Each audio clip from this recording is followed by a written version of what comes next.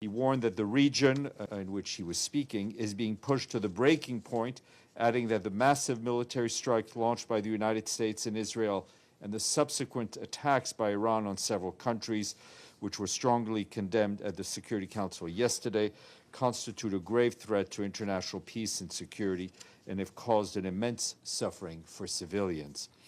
The Secretary General stressed that de-escalation and dialogue are the only way forward, urging all parties to cease hostilities, uphold international law, protect civilians, and return immediately to the negotiating table. The region is home to some of the largest numbers of people in need of humanitarian assistance globally. The recent escalation risks deepening civilian suffering and causing further damage to already fragile civilian infrastructure. According to UNHCR, more than 4.1 million people have been internally displaced in Afghanistan, Iran, Lebanon, and Pakistan since the beginning of the escalation. Additionally, some 117,000 people have sought refuge in another country. It's important to note that these numbers are based on data provided to us by authorities. We and our humanitarian partners are continuing to provide humanitarian aid to people impacted across several countries and remain ready to ramp up our response in support of national authorities where needed. The UN, and just on Iran alone, our colleagues at UNHCR is telling us that between 600,000 and 1 million Iranian households are now temporarily displaced inside their country as a result of the ongoing conflict. This is a preliminary assessment, and that adds up to about 3.2 million people. UNHCR says most of them are reportedly fleeing from Tehran and other major and urban areas towards the north of the country and rural areas to seek safety. They said this figure is likely to continue to rise as hostilities persist, adding that, as you can imagine, it will just add yet another level of humanitarian needs. Also affected are refugee families hosted in Iran. Most of them are Afghans who are particularly vulnerable given their already precarious situation and limited support networks.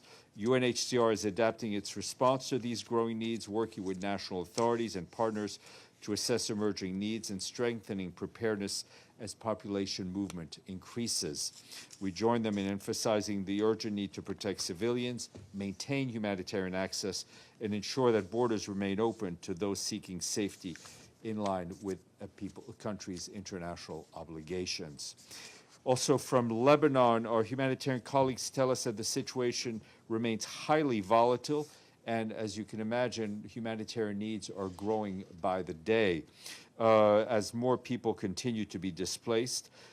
Government figures in Lebanon estimate that more than 816,000 human beings have registered themselves as displaced, including, that number includes about 285,000 children. Over 125,000 people are taking shelter in nearly 600 collective centers. The overall number of people actually being displaced in Lebanon is likely higher. We and our partners, together with national and local authorities, are scaling up urgent assistance to help people who fled their homes. Yesterday, an explosion occurred approximately 15 meters from a UN position in Sector East. Thankfully, no injuries were reported. Regarding the March 6th incident that saw in which 3 Ghanaian peacekeepers were injured, our own investigation is underway, and it will take some time. The injured peacekeepers, as you know, are recovering, including one who was sent for further medical treatment in a hospital in Beirut. We continue to stress the obligations of all sides to ensure the safety and security of UN personnel and guarantee that civilians across the blue line and UN premises should never be targeted.